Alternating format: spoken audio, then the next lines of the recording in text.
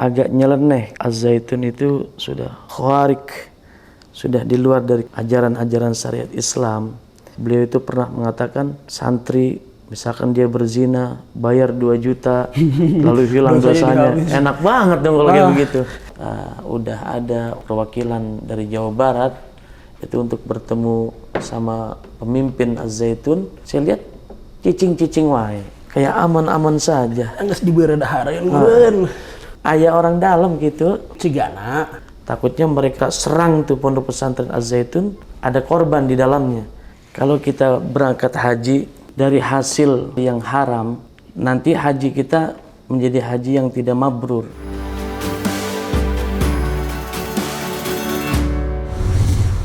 Assalamualaikum warahmatullahi wabarakatuh. Kembali lagi bersama saya Ijal Papua, si pembajak handal di channelnya Pak Abraham Samad Speak Up yang akan menggantikan Pak Abraham Samad yang sedang haji. Untuk beberapa episode ke depan, insya Allah saya akan menemani bapak-bapak dan ibu-ibu dan teman-teman dimanapun berada untuk membajak channel ini. Dan karena Pak Abraham Samad ini sedang haji, jadi mungkin hari ini kita akan coba membahas tentang haji. Kita akan kupas total masalah haji ini, dan juga ada beberapa masalah yang terjadi juga seperti di Pondok Pesantren Az-Zaitun, dan pemimpin yang ideal di masa-masa yang sebentar lagi akan ada pemilu. Maka dari itu saya kedatangan bintang tamu yang sangat luar biasa. Beliau adalah abang saya, guru saya, kiai saya, Ustadz Kiai Haji Zaki Al-Mubarak.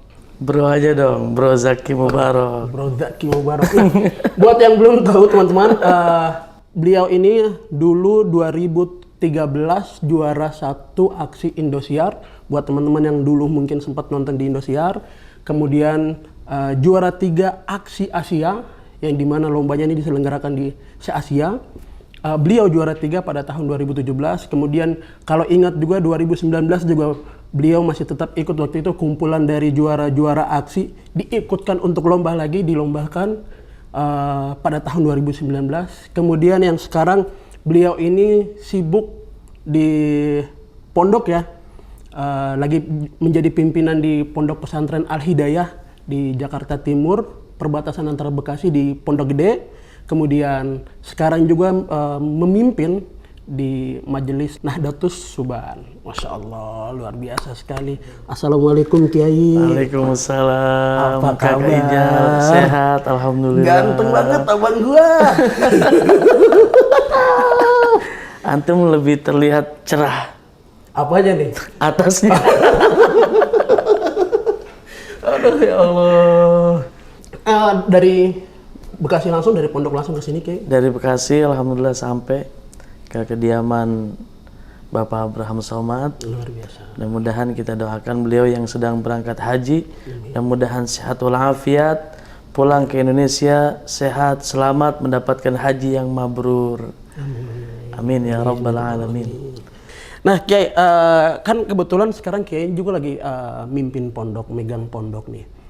Terus saya kemarin kebetulan agak risih waktu ada berita dari Pondok Pesantren Al-Zaitun itu, yang mungkin ada beberapa orang sampai sudah turun aksi juga, yang dimana kemarin tuh bisa sampai turun aksi ke sana juga, bentrok sama warga juga, itu kan gara-gara waktu sholat Idul Fitri kemarin tuh ada jamaah perempuan di depan, jamaah ahwat yang sampai sholat di depan.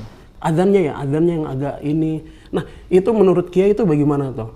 Agak nyeleneh. Kalau menurut saya itu Az-Zaitun itu sudah khawarik, sudah di luar dari kebiasaan ajaran-ajaran syariat Islam. Jadi kalau bagian kaum yang keras mengatakan ini bukan ajaran Islam, gitu. Kalau bagi yang keras-keras, tapi kalau menurut saya hampir keluar dari Islam, karena beliau itu pernah mengatakan santri misalkan dia berzina bayar 2 juta lalu hilang dosanya. Enak banget dong kalau kayak begitu. Iya, seakan-akan kayak dia punya orang dalam lah. Kayaknya sih ngomong pasti ada gitu. pasti ada dekingan, sehingga mereka itu bil khusus pimpinan Pondok Pesantren Az-Zaitun berani selalu mengeluarkan statement-statement yang keras, yang beda dari yang lain. Pasti ada dekingan, pasti ada orang dalam, orang atasan. Jadi mudah-mudahan pemerintah kita ini bisa ngurusin. Semoga. Dan bahasa sayanya untuk pondok pesantren Az-Zaitun, jadi kalaupun dia sedang tersesat di jalannya, mudah-mudahan cepat ketemu ihdinas siratal mustaqim, jalan yang lurus, kembali lagi bersama-sama kita menjalankan syariat yang sama kita bareng-bareng. Karena kekhawatirannya kalau misalkan ini semakin besar dan orang melihat, publik luar ngelihat, kesannya jadi citra pondok yang jadi Citra jelek. pondok. Citra pondok yang jadi jelek. Nah, itu dampak ke kiai, pondok kiai sendiri itu bagaimana? Jadi mungkin misalkan kayak ibu-ibu bapak-bapak sekarang pengen pesantrenin anaknya, melihat Az-Zaitun, jadi takut memondokin anaknya. Nah, mudah-mudahan kejadian tersebut dan masyarakat sekarang pun udah pada cerdas nih Kak Ijal. Mudah-mudahan nggak menganggap semua pesantren itu sama seperti pondok pesantren Az-Zaitun. Iya, cuman khawatirnya gini, orang di luar kan belum tentu tahu, nggak bisa ngebedain. Apalagi kita yang anak-anak kecil, misal orang tua itu mau nyokolahin anak pure, begitu sampai ternyata didoktrinnya beda, akhirnya pahamnya juga jadi beda. Kayaknya bagi bapak dan para ibu semua dimanapun berada, kalau kita ingin mondokin anak kan harus tahu sanad keilmuan gurunya belajar ke gurunya yang siapa. Jadi kalau saya kan Ahlus Sunnah wal Jamaah, Nahdlatul Ulama, mutlak kental, orang NU tulen. Bahkan saya itu dikatakan saking tulennya orang NU, batuknya aja NU tuh kayak begitu.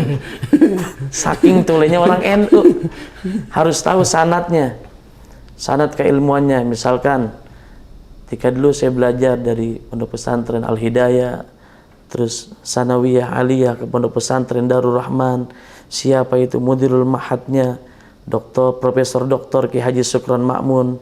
Dari situ saya pindah ke Jawa Timur, ke Kediri, siapa itu muasisnya, yaitu Simbah Romo Ki Haji Jazuli Usman bersama Ki Haji Zainuddin Jazuli, anaknya, mantunya, dan cucu-cucunya yang lain. Kita harus tahu sanad keilmuannya agar supaya nanti kita belajar di situ itu enggak sesat. Nah, yang ngeri nggak tahu sanad keilmuan, terus tiba-tiba main masukin anaknya aja ke pesantren, padahal itu cuman namanya tok pesantren, dalamnya itu merusak akhlak dan moral pikiran generasi muda kita. Jadi di dalamnya itu udah sesat, menyesatkan, bahasanya dzallun mudhillun. Oleh karenanya harus tahu sanad nih Kak Ijal. Sanad keilmuan. Sanad keilmuan daripada guru-guru yang ada di pesantren tersebut. Berarti maksudnya itu buat orang tua yang mau menyekolahkan, kita bisa lihat dulu sanad keilmuannya. Betul. Jadi kita nggak sembarangan mondokin anak, karena takutnya di dalamnya ya seperti yang kita lihat sekarang ini. Iya. Takutnya seperti itu, sama orang tua ngelawan, padahal anaknya kan di pesantren, tapi kok ngelawan karena nggak dididik akhlakul karimah, nggak dididik adab di dalam pesantren tersebut, malah didoktrin dengan ajaran-ajaran yang sesat dan menyesatkan umat untuk kedepannya. Na'udzubillah. Nah, sanadnya kalau Az-Zaitun sendiri kemana nih? Wallahu a'lam bishawab. Kalau katanya sih mazhabnya mazhab Bung Karno ya, kalau nggak salah. Kalau nggak salah. Ini, aduh, saya baru denger itu mazhab Bung Karno. Ya mungkin dampak-dampak ini yang mungkin akhirnya orang-orang di luar kan khawatir pergaulan yang anak-anaknya, pergaulan kayak LGBT sekarang sudah meluas, pergaulan bebasnya semakin parah. Pergi ke pondok biar semakin aman. Dengan ada label tadi, bayar 2 juta, dosanya dihapus. Jadi, bahasa kasarnya ya udah sekolahin di sana, dosanya bisa dihapus. Kan begitu jadinya. Kesannya kayak semua pondok jelek, citra pondoknya jadi rusak. Akhirnya orang juga tidak mau lagi percaya sama pondok-pondok. Jadi nama pondok lagi yang rusak ya. Iya, takutnya itu seperti itu, imbasnya. Gara-gara satu pesantren, jadi pesantren yang lain itu kena. Tapi memang pertahanan Indonesia yang paling kuat menurut saya saat ini adalah memang di pondok-pondok pesantren. Kalau kita lihat pergaulan anak-anak sekarang kan ngeri, Kakak Ijal. Anak-anak sekarang itu maaf-maaf kadang-kadang jangankan baca Al-Quran, buat ngikut ngaji kuping aja udah susah diajaknya. Iya, sepakat. Datang malam Sabtu, malam Minggu, bukannya sowan ke ulama, bukannya sowan ke para habaib yang soleh, soleha, para syarifah, para ustadzah. Malah dia nongkrong di pinggir got sambil nyekek botol, ngedrink, ngefly, ngeboat, tripping, giting. Banyak teman-teman kita yang terbius dengan heroin, morfin, TKW, brandy, whisky, sampanye, bulonya, martini, vodka, AO, sabu-sabu, putau, cipas, cipas regal, wine white, wine red, ciu, raja wali, mix. Iya. Tapi kayak kembali ke pondok tadi, biasanya kan pondok tuh ada pelaporan ya, pelaporan masalah pendidikan, yang di mana kita tuh ada pendirian pondok, iya. itu ada laporan, ada surat-suratnya, ada surat-suratnya untuk pendirian dan segala macam. Dan ya, itu betul. kan mazhabnya harus jelas dulu ya. Iya. Tujuannya apa didirikannya pesantren tersebut? Biar dipantau sama Kementerian Agama, biar ini tidak keluar jalur, ini betul nih. Iya. Nah, kenapa sampai sekarang Az-Zaitun tuh belum diinin padahal sudah jelas gitu? Kemarin itu yang saya tahu info, Az-Zaitun itu sudah ada sorotan dari MUI, dari Kementerian Agama. Tapi kok saya sendiri bingung nih, Kakak Ijal. Kira-kira ada backingan nggak ya? Kira-kira. Menurut saya sih 90% pasti ada backingan yang kuat di dalamnya. Kalau menurut saya Az-Zaitun itu terlalu lepas. Jadi bahasa kitanya itu apa ya? Orang Nasrani, orang Buddha boleh bermain dan bergabung bersama kita, tapi kita nggak ngikutin cara-cara mereka. Jadi terlalu kelewat batas kalau menurut saya. Jadi kayak misalkan beliau itu di masjid nyanyi yang lagi viral, apa tuh? Salam alaihim, dan itu sangat digempor-gemporkan dan dibangga-banggakan sama mereka. Itu kan daripada tradisinya orang Yahudi. Kalau kita lihat dari dalil man tasabbaha biqaumin fahuwa minhum, siapa orang yang mengikuti tradisi daripada mereka berarti mereka ada di dalamnya. Nah, ini yang digembor-gemborkan, dibangga-banggakan, salam alaihim. Itu kan berarti mentasabbah.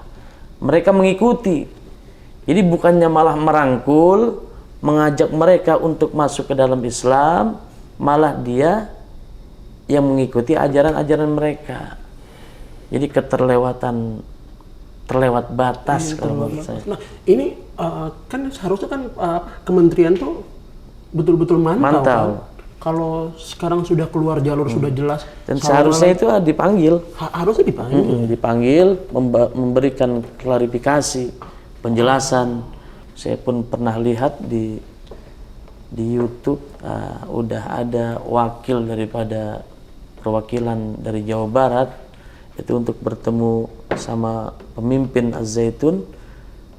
Saya lihat cicing-cicing wae.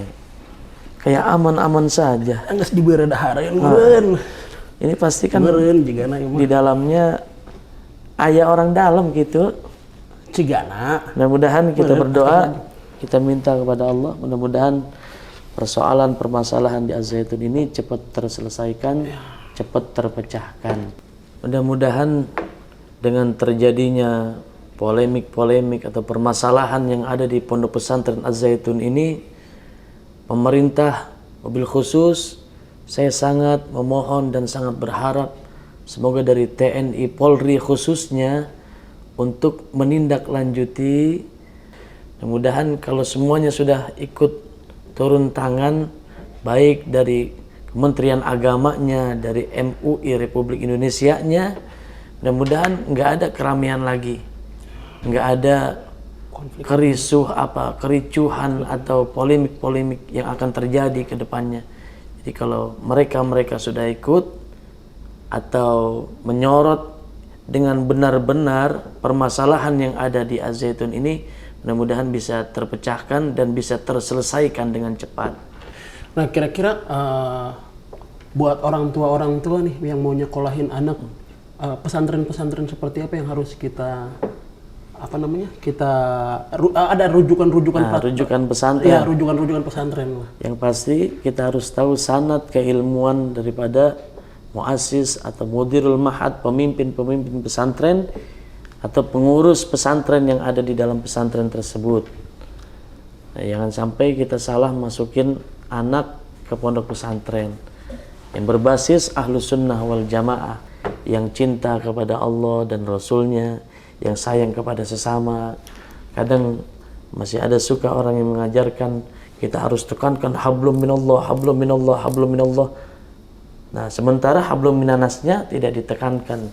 Jadi ibadahnya mah rajin, ibadahnya mah bagus, tapi kepada sesama manusia masih tetap jelek-jelekin orang, jelek-jelekin pemimpin, jelek-jelekin ulama, jelek-jelekin kiai. Nah, itu harus balance. Gini, kira-kira menurut Ustaz kalau misalkan tetap ada pondok kayak begini tuh bakal memicu konflik nggak ya?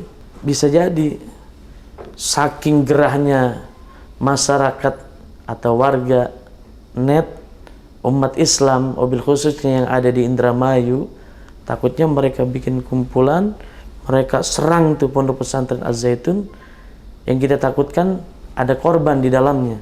Nah, mudah-mudahan pemerintah ini sebelum ada korban bisa menyelesaikan permasalahan yang ada di pondok pesantren Az-Zaitun, sehingga tidak memberikan keresahan kepada masyarakat yang ada di Indramayu, mobil khusus umat Islam yang ada di Indramayu.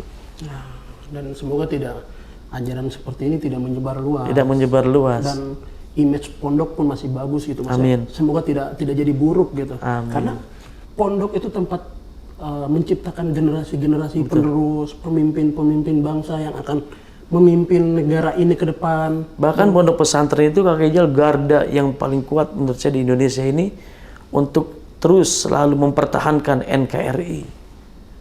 Karena pasti di pondok pesantren yang berbasis ahlus sunnah wal jamaah itu sangat ditekankan untuk membela NKRI harga mati. Kiai, kan Kiai sendiri maksudnya tadi dari pondok kita oh iya Bro. Bang Jaki kan dari pondok sendiri itu kan kita menciptakan kader-kader atau pemimpin-pemimpin masa depan. Terus sekarang ini 2023, sebentar lagi 2024.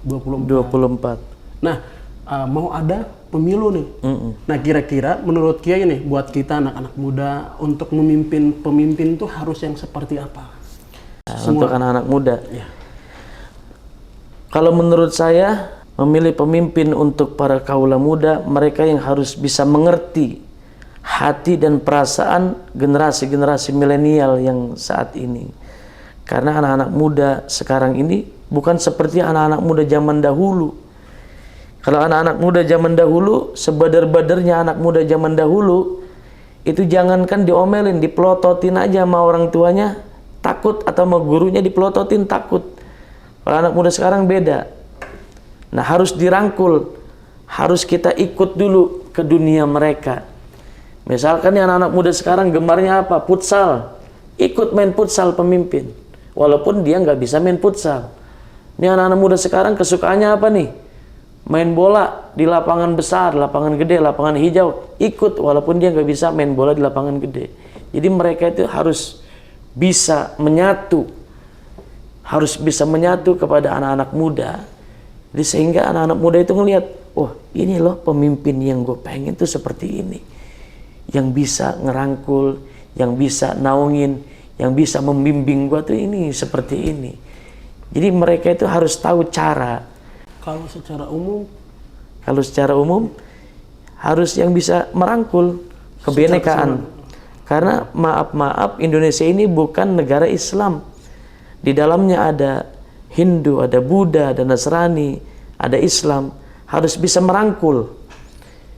Jadi jangan misalkan pemimpin yang Islamnya aja diperhatikan, tapi agama yang lain juga diperhatikan. Harus bisa merangkul, karena negara kita ini Bhinneka Tunggal Ika. Bersuku-suku, berbangsa-bangsa, bahkan beragama. Ada 5 agama, ya kalau nggak salah. Terus ada berbagai macam suku. itu harus bisa merangkul ke semua-muanya.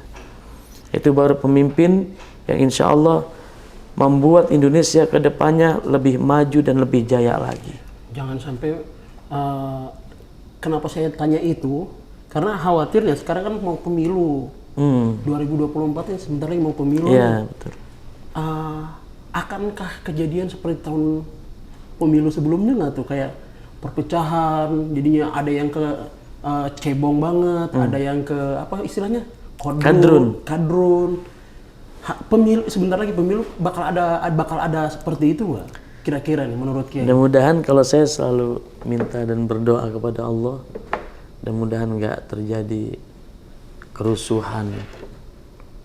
Dulu saya teringat tahun 97 apa 98, saya masih MI, itu masih sekolah dasar. Kayaknya itu serem kalau sampai kerusuhan seperti itu. Nah, kita pengen tuh nanti pemilu tahun ini khususnya tidak ada kerusuhan. Dan saya kira masyarakat sekarang ini sudah sangat cerdas ya. Sudah sangat cerdas. Beliau-beliau ini, masyarakat kita Indonesia sudah pintar memilih pemimpin, dan mudah-mudahan gak gampang digoreng, gak gampang dipanas-panasin, baik dari pihak kadrun ataupun pihak cebong. Jadi mudah-mudahan dengan adanya pemilu ini bukannya malah kerusuhan ataupun perkelahian yang akan datang, mudah-mudahan malah justru kesatuan dan persatuan akan timbul melalui pemilu tahun ini. Itu doa saya dan harapan saya. Semoga nggak kejadian seperti pemilu sebelumnya gitu, yang terpecah dua, ada yang ke kanan, ada yang ke kiri. Bahkan sampai sekarang itu kan banyak yang marah-marahan, gondok-gondokan. Iya. Soalnya khawatir aja, apalagi sekarang tuh masuk tahun pemilu, si pemimpin itu mulai cari muka.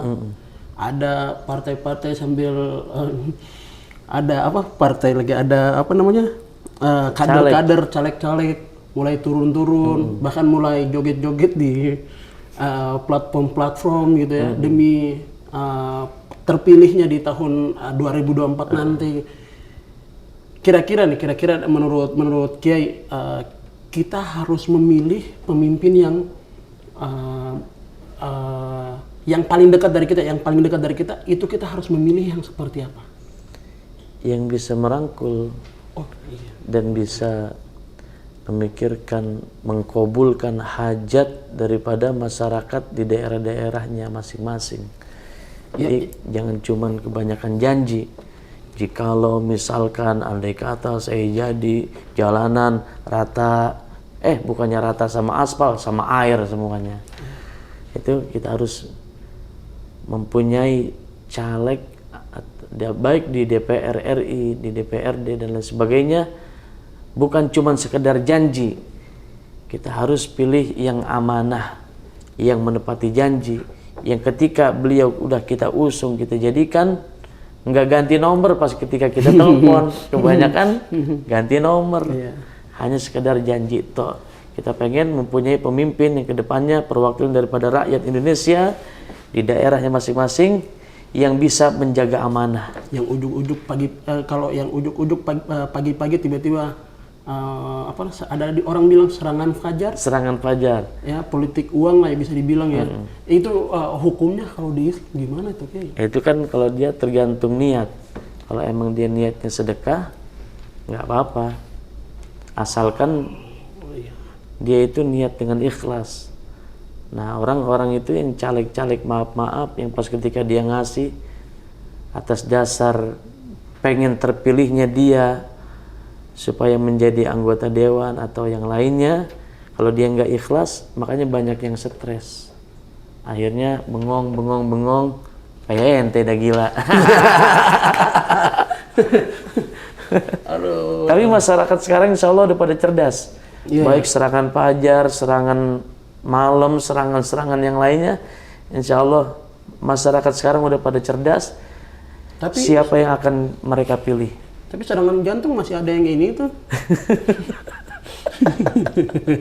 Kelawak ya Pak. Nah Kiai, Kalau di dalam Islam sendiri konsep kepemimpinan itu seperti apa sebenarnya kayak? Konsep kepemimpinan. Iya. Nah itu seperti kita melihat kepada baginda Rasulullah Sallallahu Alaihi Wasallam, tabligh, amanah, fatanah, siddiq. Siddiq, tabligh, amanah, fatanah. Kalau kita memilih mendapatkan pemimpin yang seperti itu udah sangat luar biasa dan jarang sekali, bahkan barang langka. Nah, itu kalau kita memilih pemimpin harus yang jujur, yang amanah, yang siddiq, terpercaya, yang fatonah. Itu harus yang keempat-empatnya itu. Harus kita pilih pemimpin yang mempunyai sifat seperti sifatnya baginda Rasulullah Nabi kita Muhammad SAW. Seenggaknya kalaupun enggak 4, ada 1 ataupun 2 aja, itu insya Allah amanah sama siddiq, insya Allah negara berjalan dengan lancar. Jujur, seperti misalkan ada orang salah, ya katakan salah. Ada orang benar, ya memang benar. Seperti saya punya idola, saya punya bahasanya ngefans sama salah seorang yang sekarang ini sedang berangkat haji. Beliau itu nggak takut. Kalau memang itu orang salah, katakan salah. Kalau memang itu orang benar, katakan benar. Qulil haqqa walau kana murran. Ya, nyatanya Allah terus angkat derajat karena apa? Karena beliau ini membela selalu kebenaran. Insyaallah kita doakan semoga Bapak Haji Abraham Samad selalu sehat panjang umur. Amin. Nah, itu mungkin dari konsep kepemimpinan kayaknya. Kalau untuk untuk kita sendiri pemuda, kira-kira bagaimana peran pemuda untuk buat bangsa ini, kemudian pada saat menghadapi pilkada atau pilpres tahun depan, kira-kira peran kita bisa ngapain aja kayak? Nah ini peran pemuda ini sangat penting di negara, bahkan di negara manapun, di bangsa manapun, peran pemuda dan pemudi itu sangat dibutuhkan. Makanya kan dulu Bung Karno pernah mengatakan apa?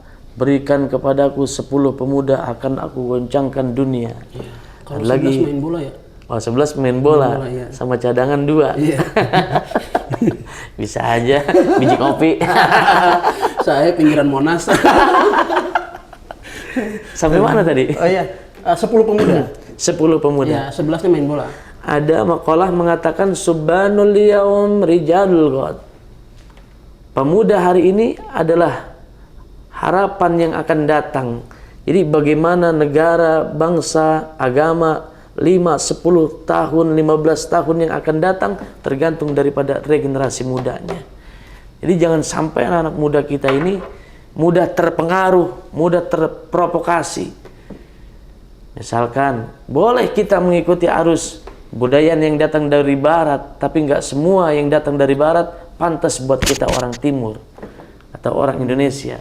Harus kita pilih dan harus kita pilih.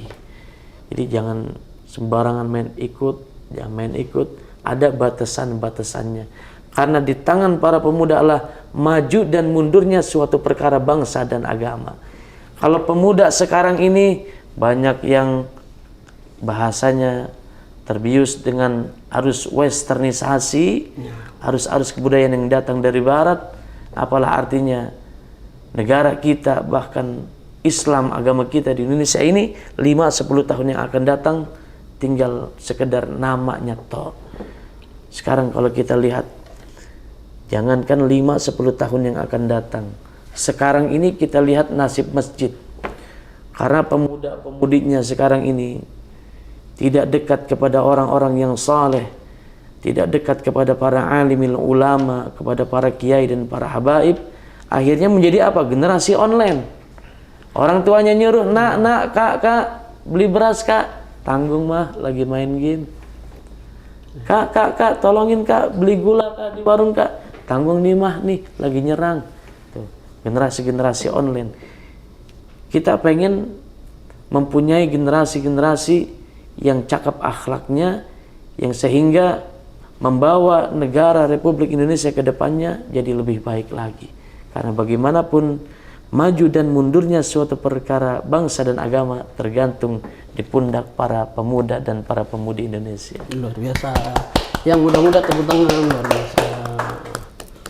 Oh iya, oke, paling pengen nanya dulu nih, penyelenggaraan haji kan selama ini ya selalu saja ada masalah gitu. Terus keluhan pelayanan pada saat haji juga belum optimal. Mungkin Kiai juga kan 2019 kan sempat haji juga ya. Alhamdulillah. Boleh diceritain sedikit nggak waktu haji itu gimana?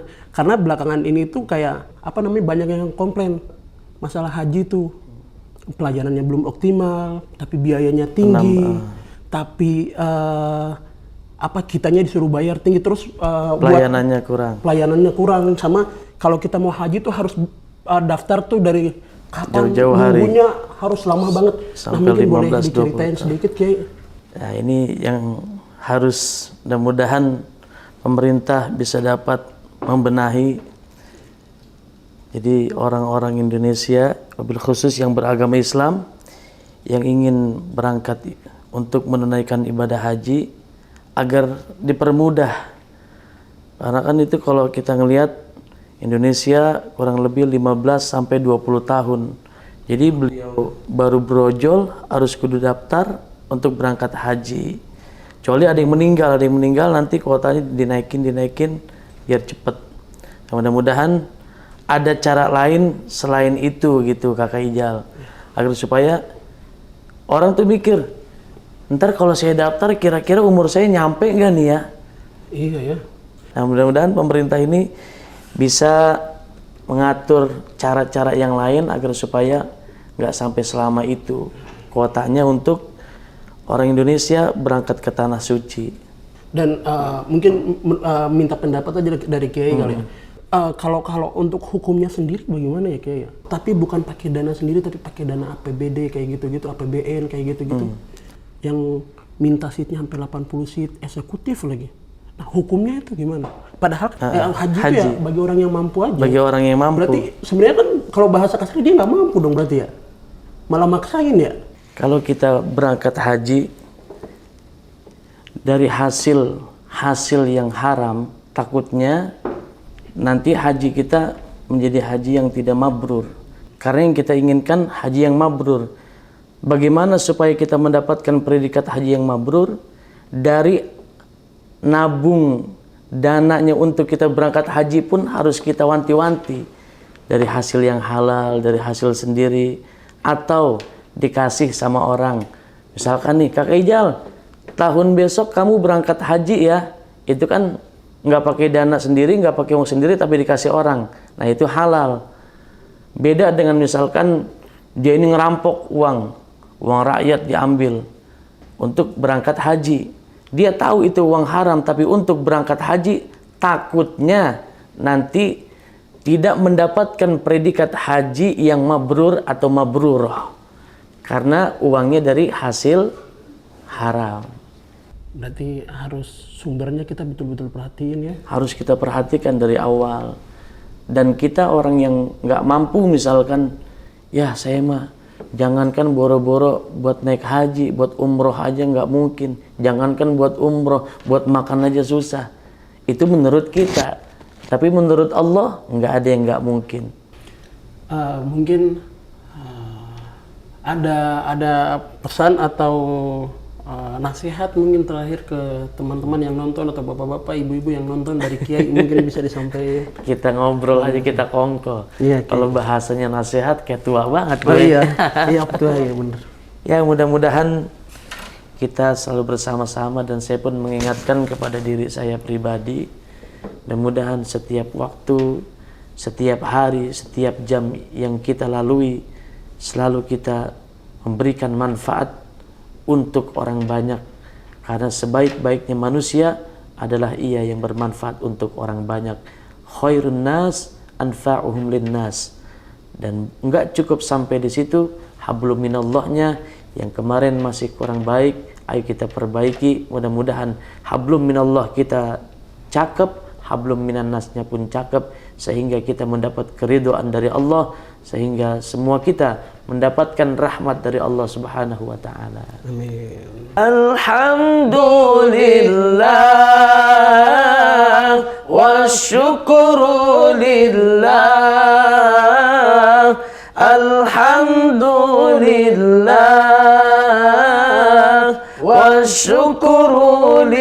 Allah, Ahmad Muhammad ya Sidi, khairul bariyah. Ahmad Muhammad ya Syidik khairul bariyah.